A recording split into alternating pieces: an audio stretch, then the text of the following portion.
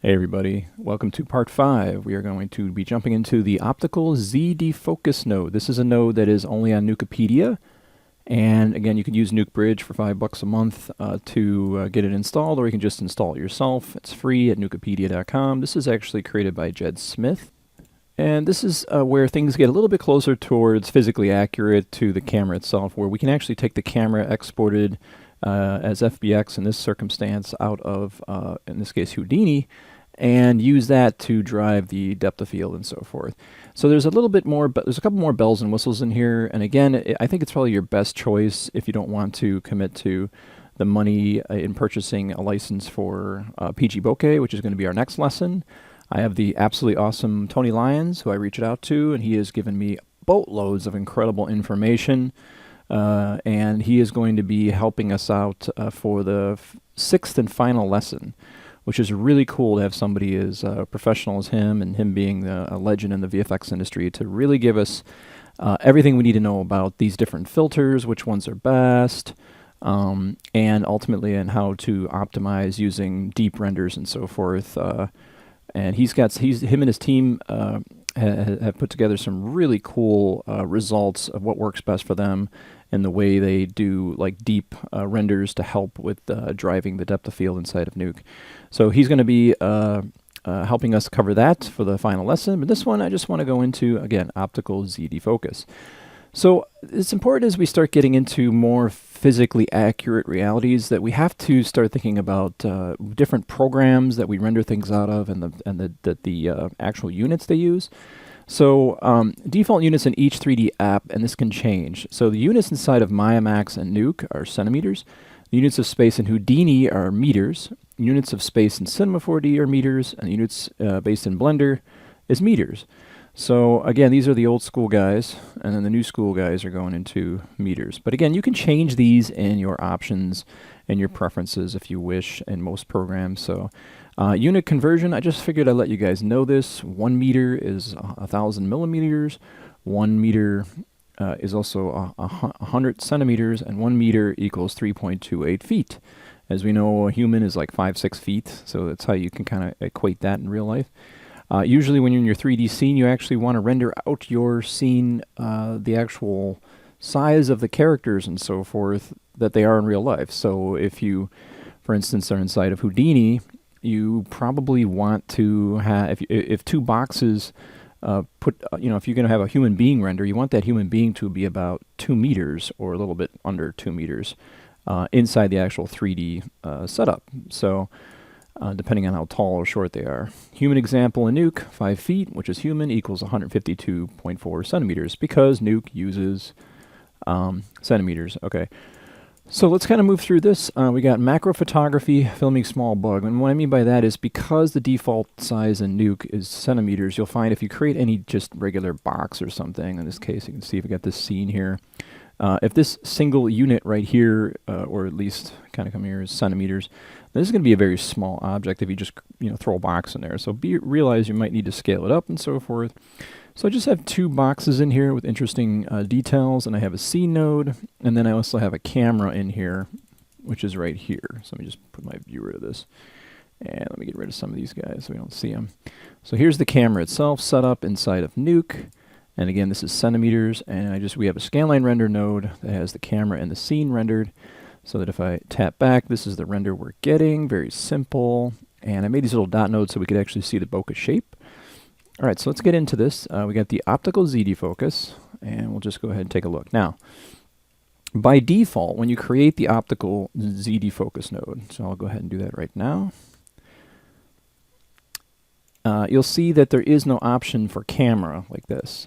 So if you want to have a camera input here, you can see under Use Camera Input, you click and then you get a camera input.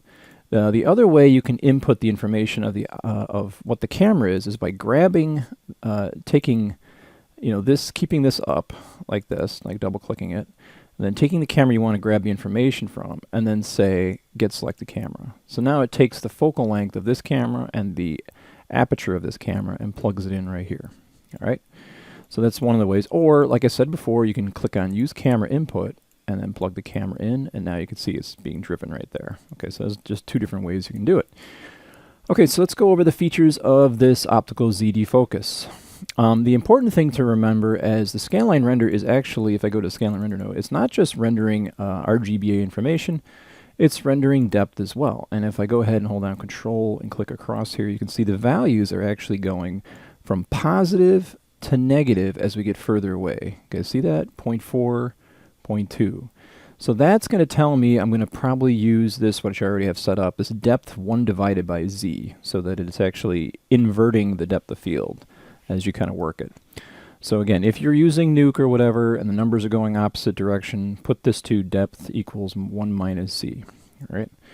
So this scanline rendering has depth information coming down, and you can see the numbers are relatively super teeny tiny as far as this, like 0.4, 0.2, and that's in centimeters. See that? I mean, that's a tiny bug. All right. So let's go back to RGBA. All right, so we got RGBA, we got our alpha and so forth, and let's go to our Optical Zdefocus node. And there's a couple things you can do in here that are right off the bat really nice. First off, your incoming depth information, if it's coming in from somewhere else or a different channel down your pipeline, you can choose it here. You can also choose to unpremult the RGB or unpremult the Z depth. Okay. Now, as you guys already know, and if you see a lot of Hugo's videos, he talks about creating sort of this edge extend for the alpha edge of your object, because as you can see here, we have a, let's see if I can find it here, we have an anti-aliased edge here, right? But look at the alpha, we have values here that are like basically gray. But the good thing about Nuke is it makes sure that each pixel will have information in it in a aliased version in the alpha in the depth. So if I go to the depth channel, okay, and let's go back to like RGBA, you can see that it gives us a solid number pixel that's not faded. It's not like transparent, okay? So if you did have a Z depth channel that was anti-aliased, which means, you know, it's actually kind of blurry, then you're going to have a problem with the data that comes along the edge. Again, Nuke scanline render node will make sure that every single faded pixel in here, if I can see if I can find a kind of a faded pixel, like maybe like right here, right? These are very faded, right? Or wait, let me see. Maybe not. Let's see. Try to find an edge here. Probably on this cube here. These are pretty hard edges. I guess this maybe that my samples pretty much sucked. If you can go to your scanline render, you can come over your samples and set these up even more, like 3 or 4. And now you can see we might get a, you know, again, you can see the alpha. There's that semi-transparent pixel. But again, you go to your depth channel, and look at that. You don't have to worry about that pixel having a problem. Now, that's not the case if you're rendering out of Maya or Houdini or whatever. That data might not be there, and it actually might be anti-aliased or blurred edge in your depth channel. So always check your depth channel to make sure that every pixel, most likely it's not going to be the case unless it's rendered in this program, every pixel that's faded in the alpha or half transparent needs to have a solid pixel there in the depth for the data information. Otherwise, you're going to get some weird edges when you do the shallow depth of field work. Okay, so let's go back to RGBA. So we should have no problem with this. And the whole purpose of me kind of talking about this is this unpremult by, again, if you hover over it, it says unpremult the Z channel. So if you unpremult something that is premalted, or, you know, you're going to get an aliased, you're going to go from anti-alias, which is blurry, to an aliased edge, which is kind of sharp or extended out. So again, if I were to come over here to my depth channel, and you could see if I come over here and click unpremult, you're not going to get anything because everything is solid here. Okay, but as we're going to see inside the Houdini render, this might come in handy. Okay, depending. But Houdini renders are also solid, but that doesn't mean they're going to get every pixel. So I'm going to go ahead and take this and just leave it be. Now you got this sample Z, which is really nice. In the previous lessons, we were taking a look at the Zdefocus node and all that. And wherever you would drag this, it would instantly sample. Whereas this, you can drag this point and it'll sample. So let's put this back to RGBA. And there we go. Now, this is the camera that I created. It's plugged into my camera input, which is driving the focal length, and then the aperture. Now, kind of lowering the that information here with the f-stops, you can see we can actually take this and lower it. The lower we do f-stops, the more shallow depth of field this will be. And again, check out lesson 1 if you're kind of confused on that. So I'm going to take the, let's find our little Z sampler here, and I'm going to put this at the very front, and then I'm going to say sample. But before I do that, I want you to see that we have this depth unit here, and it's currently in inches. So what does that mean? Well, it's going to choose, based on my depth channel here, that this is based on inches. So 0.4 inches, 0.3 inches, and so forth. If I put it to feet, it's going to say those numbers are feet. Okay, so very, very simple. So if you were dealing with, say, results that you wanted to, that made sense correctly, if you had renders coming out of Houdini, you would use meters. All right, if you did renders out of Maya, you would probably use centimeters. Okay. Again, and then even inside of Maya, you have the option of changing to feet or whatever you want. And whatever it is that you were using inside of Maya or whatever program you had, this is where you want to change it. Okay, because it's going to dramatically affect the fall off of the depth of field as we do this. So I'm going to go back to RGB, and you're going to see this change rather quickly here. So if I put this to like centimeters, all right, and I'll start bringing the f-stop down here. And oh, I have to hit sample too, so I'm going to sample it. That's going to force this to sample right here. Okay, so it's sampling this image right here. So with that, let's go ahead and see. Let's try different ones here. Try decimeters. Are we getting any result here? Let's make sure I got my viewer to it. There you go. That might help. All right, so you can see decameters or whatever the decimeter. Yeah, I don't know what I'm talking about. So we got meters, inches. So inches, you can see inches a huge fall off because now we're going into what would be almost like macro photography.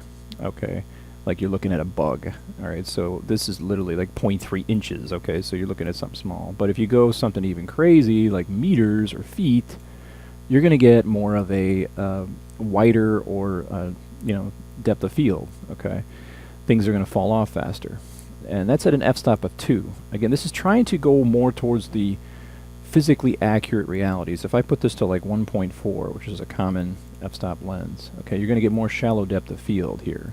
Okay, and distances are going to matter based on real-world realities. So again, if I put this back to inches, you can see, oh my gosh, look how blurry that is. But if I put it to meters, you're going to get more depth of field here. And if we put this to centimeters, it's going to get even nuttier. Okay, so let me put this back to meters here. And again, you have actually let's go with centimeters. Okay, and you can see as I take this, I could drag it over here, and I could say sample Z, and that's going to sample that area. And then you can start to see the bokeh shapes start to take shape. And these, just like in our previous examples, I have a constant that's set to black, and I have the format set to 512 by 512. And then I just put an ellipse in here with the output of RGBA. Really, it's just capturing the alpha information. And then the Optical Zdefocus node is taking an input of the filter under the filter tab. So it's going to be looking for the alpha information. In this case, if I kind of take a look at it, I made this goofy shape. Now currently, the filter is set to bladed. Okay, so if we go back, you can see that the blades are like a bladed, 5 shape. And I can change that to 6. I can put that back to 4 or 3. Okay. And you can also adjust the roundness. See that? So whatever shape you're trying to match to the unique lens, you can do that. And then aspect ratio. This is where if you're trying to emulate anamorphic. So you can see I can start to squeeze it like that, so it's more wide. And then the filter shape. So you can kind of. Yeah, so, and then you got this right here. You have this thing called, put that back to 1. And what did I do? Oh, aspect ratio 1. There we go. Alright, so, and then we go into disk. You can do disk as well, which is just what it is here. And then you could choose the image input. That's going to take the filter input now, and now we got this weird shape. And this is the shape that I created just so it looks goofy and unique. And that's what you get. Interesting shape. Now I'll put this back to bladed just for the example really quick. Alright, so that's basically it on the filter input. Now you do have something similar to the depth of field lookup that you see inside of the Zdefocus node. And that's to show circles of confusion. All right, so if I click on that, you can see the area that is in focus. So if I come over here and say sample Z, we don't barely have anything in focus, so I'm going to put this back to meters or whatever. Now you can see we got more, and the black area is basically what's in focus. Okay, so again, nothing happens until I hit sample Z. See that? Sample Z. So I think it's a lot nicer because you don't have to, it doesn't have to update. You can choose and then it just samples. And this is just the sample position right here. And again, I'll just turn that off so you can see. And then again, like I said, because the numbers are inverted inside of the renders from Nuke, where as we go further away the numbers are decreasing, I've hit the depth equals 1 minus Z. So if I do the opposite, it'll invert it. Alright. So you don't have to do that when you're dealing with renders that come out of like Maya or outside of Houdini or whatever, 3D app type stuff. Usually you want to leave it off like that. This is just inside of it. So the other thing we could do is if we, this is a nice kind of a quick thing to take care of. If you're not worried about any information in here, you can just do constant defocus. And that's going to disable all the needs for cameras and all that. And that's where you're just coming in here and changing this information. And the f-stop and the focal distance means nothing. It's just a general blur for everything. So if you have an image that's way in the background, like a city in the background, you just want to quickly blur it out of focus, you can do that. Instead you turn it back and the information starts to get driven again by the focus distance and the f-stop of the camera that is plugged in.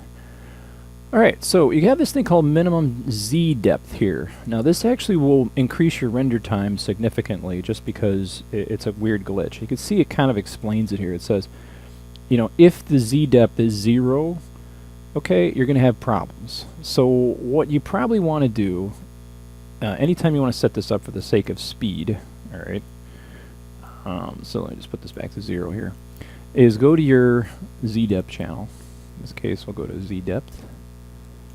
And I'm going to try to find the closest thing to camera, which is about 0.49. So it says just use a number just below whatever the closest point you think is. So I will do 0.3. Alright, that'll just speed things up a little quick. Now, I've talked about this in the previous lessons, the automated layer spacing. It's going to create a number of slices, and each slice has a different level of blurring. Okay, and then this is the sort of curve of how that fall off occurs in each individual slice. And again, earlier lessons kind of discussed this. It's just about having more samples. The less of these you have, if you turn this off, like if I go ahead and put this back to RGB, and let's do something, let's go back to this horrific image where things are kind of out of focus pretty bad. And again, I could take my f-stop even down even more. So we're talking like some really nice lens here. You can see the nice fallout that happens, but if I turn off automatic layering and I put this down to just 2 divisions, you can see we just have 2 slices of what's in focus. It goes from this to this. But the more of these I add, now we have 3. You can see that the 3, one's in focus, one's slightly blurry, one's more blurry. The more I have, the better off you are. Otherwise, you will notice a line of transition, as you would if I put this back to 2. So by putting this back to whatever or hitting automate, it's going to figure it out and do it for us. All right. Okay, so I think we went over all of this and yeah, all that. So again, the last thing we have is, I think that's pretty much it, gang. Yeah. Now, let's talk about what happens when you go to Houdini. So I'm going to go ahead and show you a scene in Houdini. So here's my incredible work inside of Houdini, and I have fur or hair or whatever on this ball, because we'll be using this example with the use of getting into PgBokeh, of how to deal with fur and all that, and why they use deep renders for PgBokeh and professional work with the help of our awesome friend Tony Lyons. So I just have a scene in here, and I rendered it out. Okay, it's important to note that I have a focal length of 40, and again I'll look through the camera so you can see it. There's the camera itself. And my renders are, if I go back to my output here and go to my mantra node, I just have it set to the camera, and for rendering it's physically based, and I also have the output here as an EXR sequence, and then under deep output it's important to put this to deep camera map. Make sure it's in EXR, put it somewhere, and you're going to get the deep information to render out. Again, this information will come into play in our next lesson, but I figured I'd just show you that I did render a deep pass, but we're not using deep pass. We are just rendering out, as I usually do, position pass, depth pass, and normal pass inside the 3D application. So here we are back in the Houdini render, and this is the render we got, and you can see we have our position pass. Something's wrong with my position. I don't know what's going on there. Am I getting information there? Yeah, something's up. I have to find out what the heck that was. But I do have a Z-depth pass. So go to Z-depth pass. You can see the values, and the values are, as we get further away, the numbers are increasing, which is normal with the exception of Nuke. So you can see as I kind of look at here, it goes through, and then we got about 8 units away here, right? So that's 8 meters. Remember, we're dealing with Houdini. So from here to here is about 3 feet, okay? So that's it. So from here to here, you're going from 1 to 2, 1.4 to 2.4, so that's 1 meters, that's 3 feet. So it's good to stay physically accurate when you're rendering these things out. So let's go ahead and take a look. Now, this is really simple. And again, what happens in PgBokeh is it not only uses the camera information, but it also uses such things as the depth information, the deep information we're going to be talking about, which is a little bit better when you're dealing with fur. So in this case, I have the camera, which was exported out of Houdini as an FBX, and you just go to File, Export FBX inside of Houdini, and I exported out the FBX, and I just plugged it into the camera here under File, and what you get is a 40mm lens, its position and so forth. So if I were to take a look at it in 3D space, there it is, right where it was. And again, let's go over here. So let's jump in. And same thing again. I have this goofy shape here, just for example, for the filter, and currently for the filter, it's plugged into the image. So if I come here, it's really simple. Again, I just put the depth units to meters, okay. And now we're getting more of a physically accurate reality matching up to real lenses in the real world, or supposedly. So again, I can come over here and sample here. You can see the blur already happening here, the back ball right there, and I can go ahead and say sample Z, or I can come back here to this ball back here and hit sample Z, and you can see the information being there. Now, the one thing I didn't talk about yet was the max defocus. So I can take the f-stop and bring this down to something like 0.9 or something like that. And you can start to see the depth of field falling off really rather quick. But you also have this thing called the, again, max defocus. So what that means is if you don't want it to go and again, this is where we're sort of breaking the rule as far as trying to stay physically accurate. The max defocus, we're saying that I don't want it to, it's going to slowly increase in being out of focus as we get further away, but the max is going to be 34. Now I can decrease that so that it only goes out of focus by 10 units, okay, blur. So you can see right here, this is what it is, alright. So again, you can put this all the way up to 100, and it'll be physically accurate as best as it can from what we know right here, okay. So that is pretty much it for this entire example. The only beef to this type of stuff is when we start to composite elements that have fur and so forth, where you can get all types of weird artifacts, especially as we start to merge things in deep information. So me and Tony are cooking up a really cool tutorial. It's really just him kind of giving me advice, but different things that I could show you guys about the benefits and pluses, and ultimately the conclusion to everything we're talking about here. So we will see you guys for the 6th and final lesson as it arrives. I'll see you later.